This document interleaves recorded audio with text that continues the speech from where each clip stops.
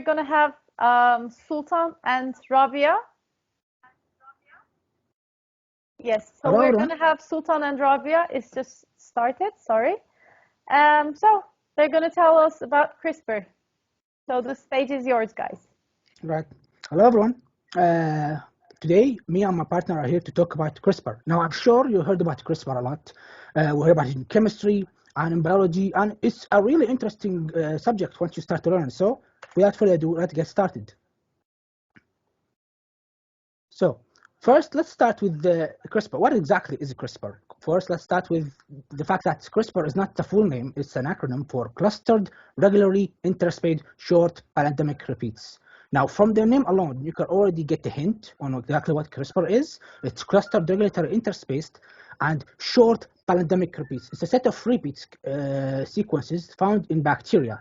These repeat sequences act as an immune system for bacteria. So we all know how bacteria gets infected by viruses. The virus insert the DNA, and the DNA take over the bacteria and make it a factory. So this CRISPR is the bacteria way of fighting against the viruses. So CRISPR itself acts as a bank.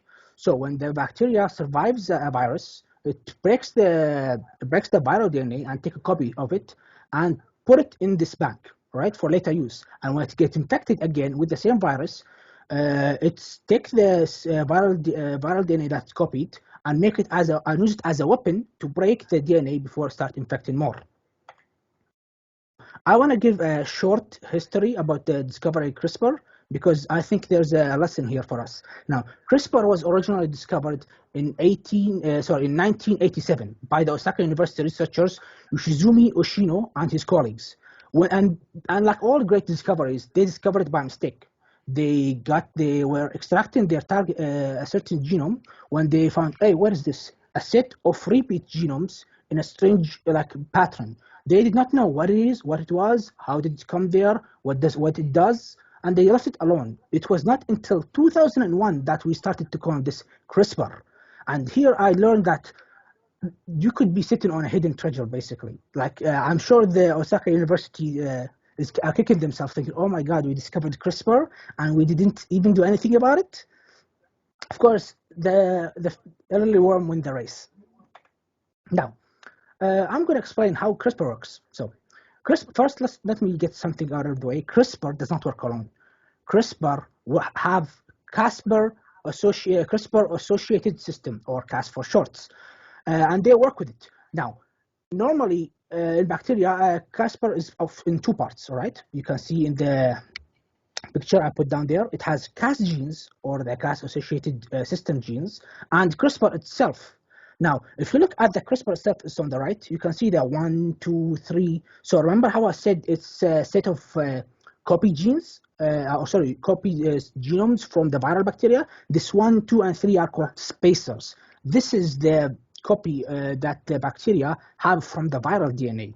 And these round shapes that look like an egg, purple, these are the repeats. The repeats act as a stop. So, hey, we know when the viral DNA stops and when the viral DNA starts. And on the left, you can see the Cas genes. What are Cas genes? I'm going to explain in the upcoming slides. No need to worry. So let me explain CRISPR genes first. So like we said, CRISPR gene itself is like a bank. And why I say it's a bank, because you're going to see the similarities here. So now, you might ask, okay, but how does this bank get copies? Well, DNA copies are brought by something called stuff called class 1 Cas proteins. I'm going to explain them ahead in the upcoming slides, so don't worry. These class 1 Cas proteins, they see the viral DNA and say, okay, do we have a copy of it? They check, no, okay, they break it and they take a copy of it and put it in the bank. It's like a client, how to have money and they deposit into a bank. This is why I made the similarity. So now, Cas genes is where stuff gets complicated. So they make Cas proteins, and Cas proteins are can be either or not can be either. They have helicases and nucleases. These helicases and nucleases have a certain set of, or not a certain set, have features that make them unique. So in the helicases helicases, they are responsible for unwinding the DNA. They unwind the DNA because the DNA is winded. And the nucleases, they are responsible for cutting the DNA. And here you can already get an idea of, oh, okay, so they have something that unwind the DNA, and they have something that cut the DNA. Now, of course, Cas proteins can produce either helicases or nucleases or both at the same time, depending on the immune system in the bacteria or what Cas genes think is appropriate. Here, in this, Cas genes not only produce that, but they produce two classes of proteins, class 1 and class 2. Class 1 proteins are produced when the bacteria, the Cas genes first checks and say, okay, do we have a copy? No, I'm going to produce a class 1 Cas protein. And the class 1 Cas proteins take a copy and put it into the CRISPR bank. And then it checks again for the class 2, say, okay, do I have it? Checks the CRISPR bank. Oh, I have it here. Okay, no problem. Then make class 2 Cas proteins. The difference is that class 1 Cas proteins take a copy and store it, while the class 2 take the copy from the bank and use it or transcribe it to make something that I'm going to explain later. Don't worry. In this picture, you can see that in the class 1, the Cas endoclasses are either Cas 3 or Cas 10. Now, Cas 3 is only if the virus that's invading is inserting DNA, while Cas 10 is if the virus is inserting DNA and RNA. And they have certain subtypes that are available in different kinds of bacteria. For Cas 2, we have Cas 9, Cas 12, and Cas 13.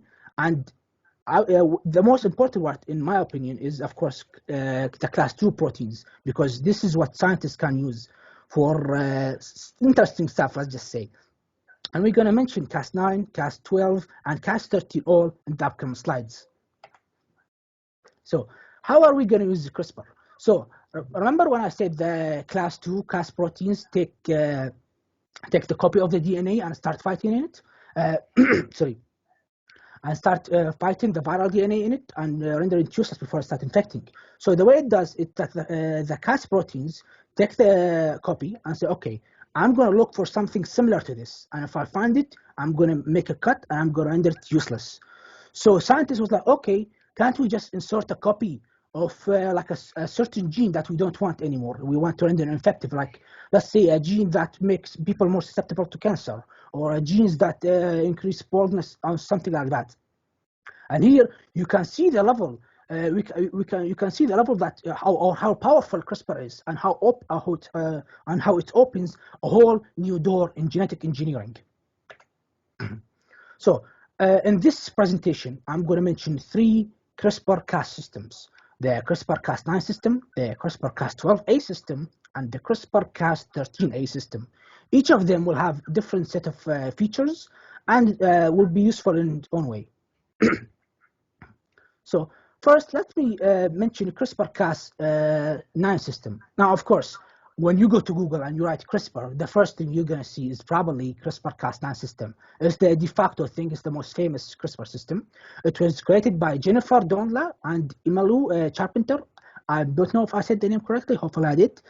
Because of this creation, they actually won a Nobel Prize in the previous year in chemistry. It is found in the bacteria Streptococcus pyogenes, right? Unlike other CRISPR-Cas system, this system has only one Cas proteins, which is Cas9. So in this picture, you can see a picture of Cas9, which is the protein that's produced here.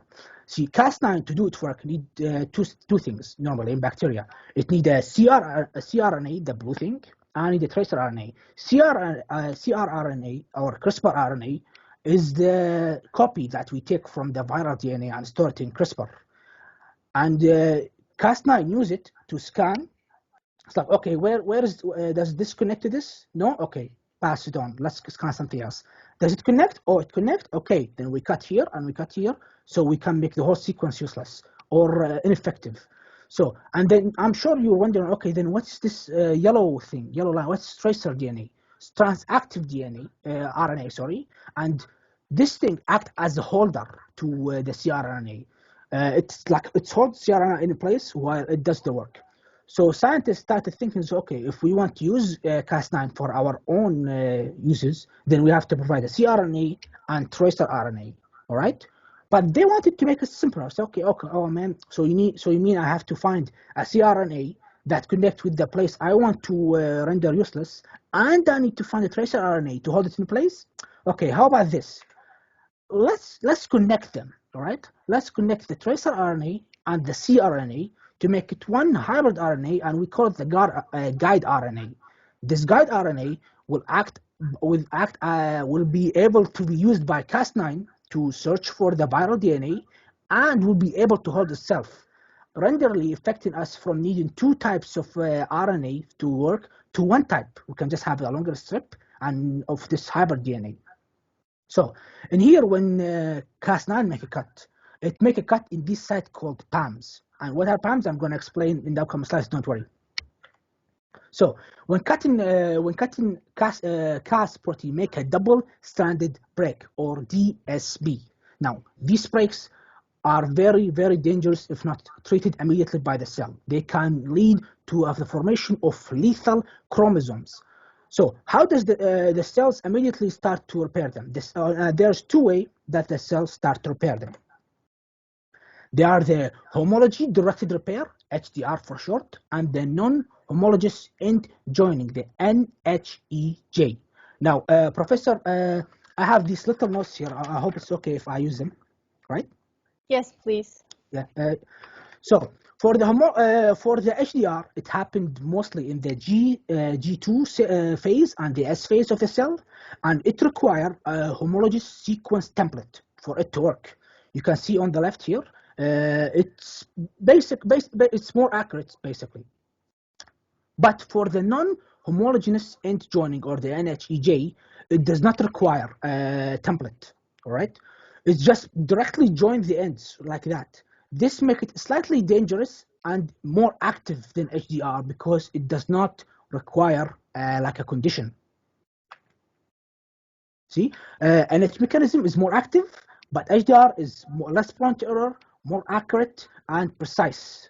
So scientists, okay, since we want to use HDR in our operations, right? Since HDR is more precise and less prone to error. But there's a thing, there's a catch. We don't exactly control what the cell use for repair. The cell could use either NHEJ or HDR. So there's a set of things that we could do to make that more likely. What we could do is we could promote we could increase the promoters for HDR, or curb or decrease or mitigate the NHEJ promoters. This way we could at least increase the chance of HDR happening and having more precise DNA editing. Now, the CRISPR-Cas9 system can have two main features, all right, for scientists basically. It can be used to block a certain genome, completely block it. In this case, it will have two parts, the Cas protein and the guide RNA, the hybrid one we mentioned earlier. However, if we want to insert a new gene, we have three parts, the Cas protein, the guide RNA, and the host RNA. Now, the host RNA is what we want to insert, right? So remember how I said that Cas, when Cas cut, it make a double-strand break, it's gonna make a gap. So scientists started thinking, okay, we can introduce an RNA to the cell, and the cell could use it to repair this. If we do it correctly, we can effectively enter a new genome to the cell without messing with everything. We can we can already see the implication with gene editing and from how easy and how simple it is. So next is the CRISPR-Cas9 system. Now, Cas9 system was originally known as CPF1, and even now it's more famously known as CPF1. It is found in the bacterium Francisella novicida. I hope I said that name correctly. Now, CRISPR-Cas12a, you're going to see that it's a bit different than Cas9. We're going to start by mentioning that it makes more precise cuts compared to Cas9. Not only that, but it uses different protospacer adjacent motif, or PAM. This is the thing I mentioned to you about. So the PAM acts as a site for the double-stranded cut to happen. It uses different ones from sorry, different ones from the one that happened, different one from the one that Cas9 have. This effectively adds new opportunities and variety when we want to edit genes, which is really useful, since we are not really restricted by the PAM site available for Cas9 only. Now, a huge difference, a very big difference, is that it only needs cRNA for effective targeting. Unlike Cas9, which need cRNA and the tracer RNA, and we fuse them to make hybrid. No, we can skip all of that, and we can immediately just give him CRISPR RNA to do all the work. Now, even more to that, Cas12a is smaller, have a smaller cRNA. It's perfect for multiplex genome editing. What is multiplex genome editing? It's basically editing multiple sequences or knocking them out at the same time. I don't think I need to explain why that would be useful. It's faster, and the level of safety will also be set because of small cRNA, so the edit won't be that big. Now, and even above all of that, even how good that is, a big feature also is that Cas12a can do multiple rounds of DNA cutting. Now, excuse me, Professor, I'm just going to drink water. I'm dying here.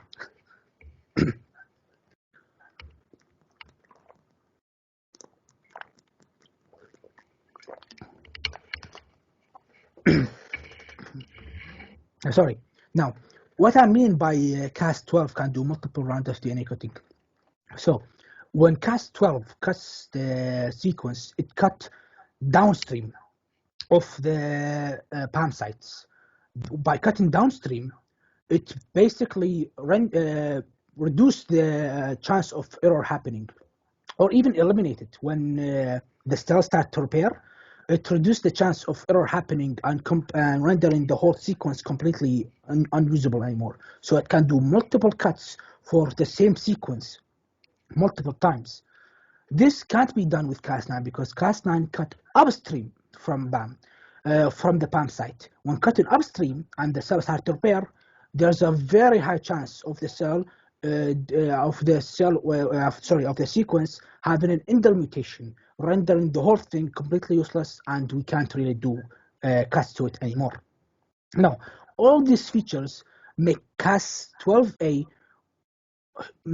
amazing compared to Cas9. Of course, it's still in the making, and right now Cas9 is still in the lead when it comes to gene editing. So keep an eye out for the Cas12a system. Lastly, I'm going to briefly mention CRISPR Cas13a system. It was known as C2C2, and it's found in the bacterium Lipitoricia shahi. I hope I said that right. This system is very, very different from both Cas13 and Cas9 because it cut single-stranded RNA and not DNA. You can already see that, okay, it doesn't cut DNA, it cut only one strand of RNA. And the big thing going on for this CRISPR-Cas system is its ability or a special feature, which is collateral cleavage. So what is collateral cleavage? So let's give Cas13 the cRNA and let it loose. It's going to find a target and it's going to cut a target. Collateral cleavage, however, will not only make it cut a target, it will cut anything that it gets its hand on. It's going to cut this, that, everything around it. Now, this gives Cas13 big applications in diagnostic technology field. And my partner Rabea is going to explain it when it's her turn. Which, by the way, it's her turn. I'm done. Thank you, everyone. It's my partner Rabea time. Thank you very much. Hello. So now we're gonna start with this slide. What we are gonna learn today. First, we're gonna explain CRISPR's applications, starting with the gene editing, CRISPR as a diagnostic tool, live cell chromatin imaging, gene therapy, storing data in the live cells, molecular recording, and CRISPR in agriculture, CRISPR as an antibiotic. So we start with the gene editing. First, I have to say that I'm using my phone as a camera, so you're gonna be looking at me from here. I'm gonna be looking at the slides, okay? That's fine. All right, so first, the gene editing. You can say it works by targeting specific sequences and block other sequences. So we can say it can prevent an unwanted result or introduce a favorable result. And now we're gonna give examples about it. First, it's used in treatment and curing diseases. Like by disabling different genes, we can discover how these genes affect the course of complex diseases such as Alzheimer and cancer. So we can either cure them or at least limit their growth. Also, we can use it for preference. Like you can give your children a stronger immune system, enhanced metabolism, or even change the color of their hair, of their eyes, up to your preference. Also, their scientists are using it for reviving extinct species or create new species from existing species. Also, in the in the near future, scientists want to use it on mosquitoes to prevent them from carrying specific diseases like malaria. And in the far future, we can theoretically use CRISPR to control our own evolution path from extending our lifespans or even immortality to modify humans and make them able to live in harsh environments. Now, CRISPR as a diagnostic tool. We know that CRISPR, as Sultan mentioned, has the ability to target specific sequences in harsh environments, and this means that we can use it as a diagnostic tool. So here in this operation, Cas13 takes the mission, and we know, as Sultan mentioned, Cas13 has a special feature about it, which is the collateral cleavage. Okay, so this mechanism is the mechanism that scientists harnessed to create Sherlock mechanism. What Sherlock mechanism? Sherlock is a highly sensitive tool to detect infections in humans, and here's how it works. First, they take a sample of a person that has a viral infection, then they increase the amount of the RNA and they add reporters RNA. So like they increase the amount of the RNA because they want the operation to be faster, and they add the reporter RNAs so they report what's happening during the operation. Then they add the Cas13, an engineered one, to find the viral RNA. So this whole operation activates the feature that we talked about, the collateral cleavage, and then Cas13 start cutting randomly the RNA, the reporter RNA is included, and like the reporter RNAs, each one's end has a label, has a different label. So the Cas13 separates these two signatures and creates a new one. And this is basically how it works. And by the way, they are exploring the idea to use CRISPR as a diagnostic tool for uncovering COVID-19. Okay, CRISPR live cell chromatin imaging. We know that the organization of the chromatin is something very important for the cellular function. And the chromatin imaging, like the imaging of chromatin dynamics, is something very needed in the genome study. So originally, the scientists, they used fluorescent proteins to produce fluorescent indicators. And in this, they used CRISPR because of its very accurate targeting system. So they used the Cas9, which is the Cas9 without endonuclease activity. and the single RNA to target chromatin locations with the PAM. So this Cas9, the dCas9 CRISPR system can look into target DNA under physiological settings and enable live trailing of chromatin locations in the living creature, the living organisms, and this all by the help of the fluorescent proteins. This is basically how it works. Now, the gene therapy, CRISPR had a very massive effect on gene therapy. Why? Because it enabled the in vivo genome editing. And here's a short story about the in vivo and the ex vivo genome editing.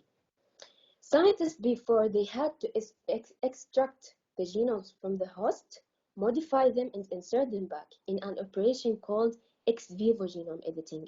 But now they can simply inject the host with CRISPR as a code of instructions and let the body do the work. And this operation is called in vivo genome editing. So basically, ex vivo genome editing means that the genome editing operation is happening outside the body. And the in vivo genome editing means that the genome editing operation is happening directly inside the body. And now we're going to give examples. So it's used in human for repairing certain genes. Let me say the words. I hope I say the names correctly.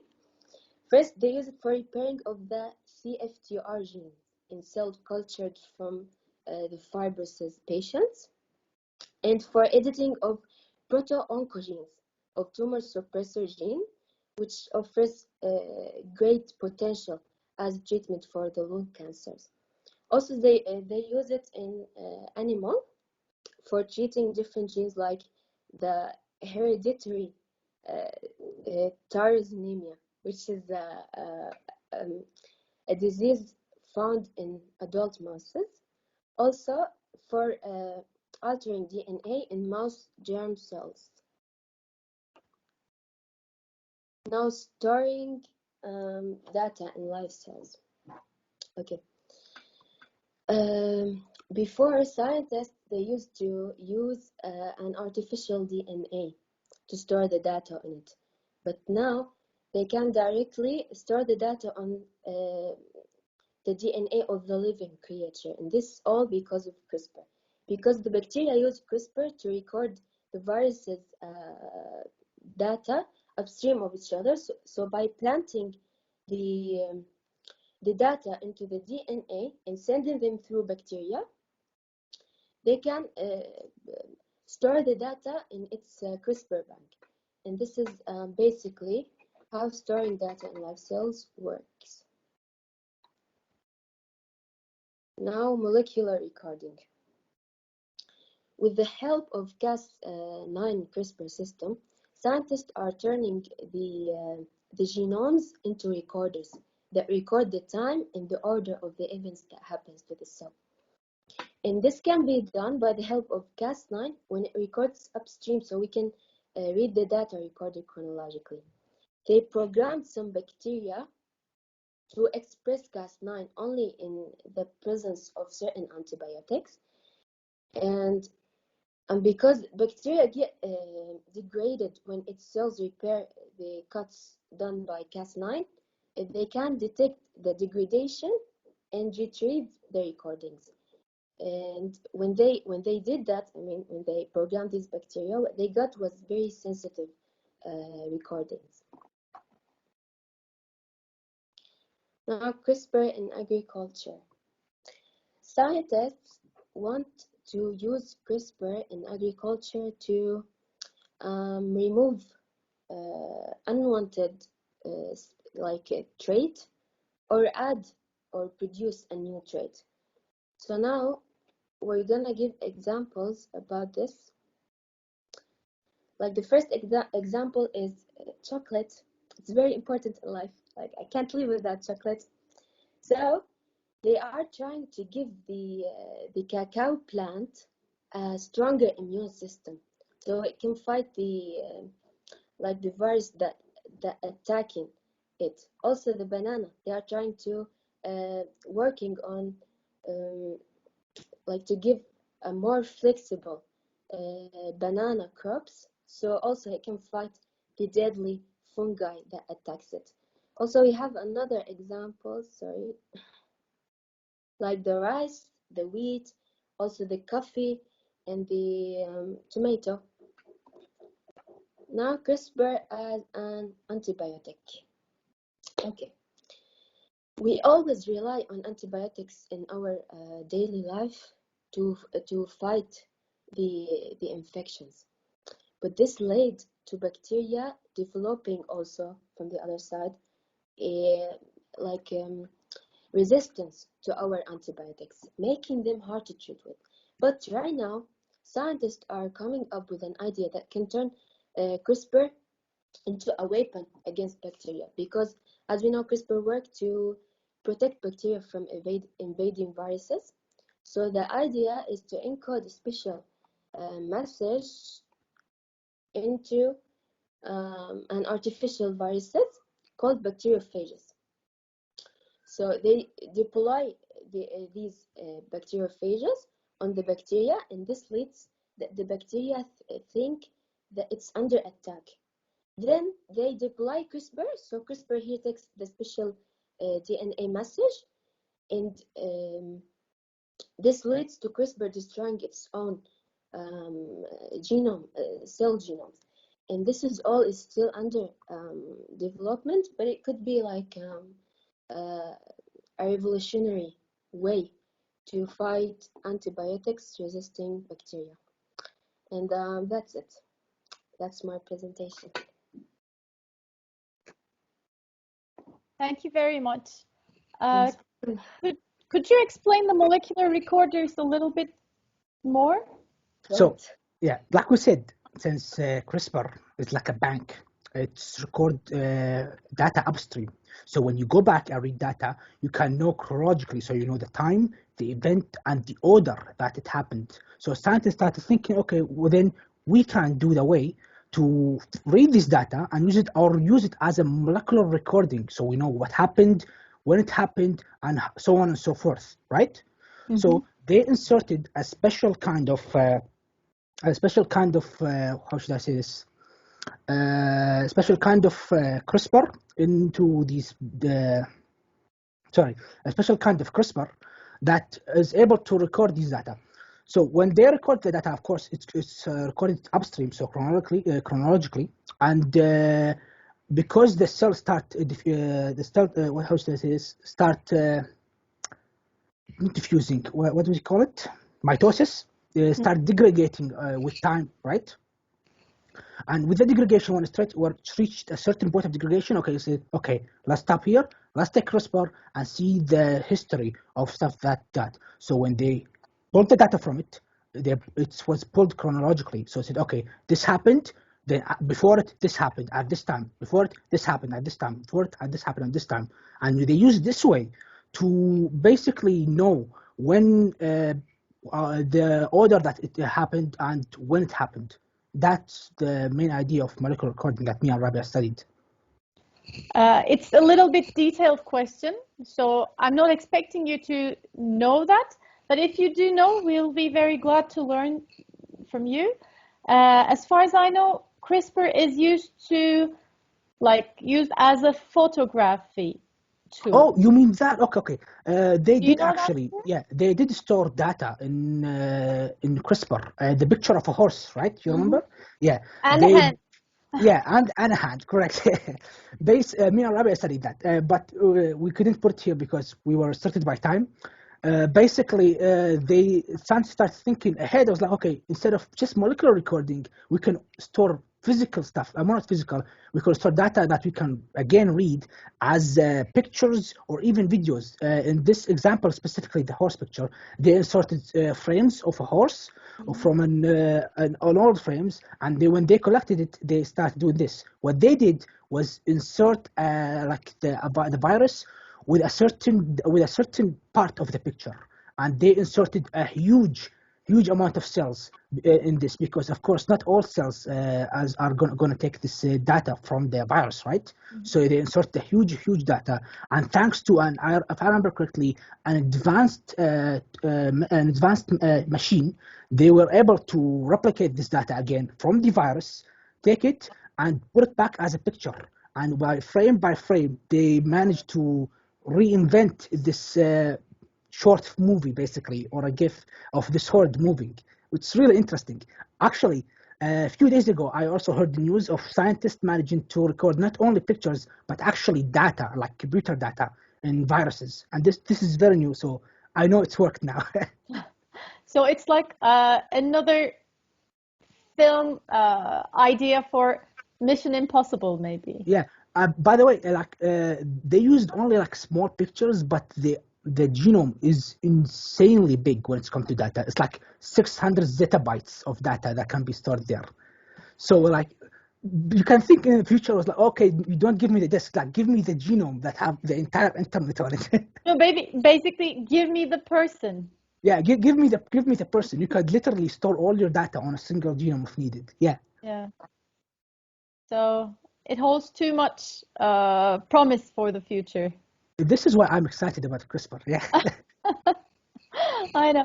Well, Sultan and Rabea, thank you very much. It was impressive. Very well done. We are all amazed by your study. Thank you very much. Thank you very much, Professor.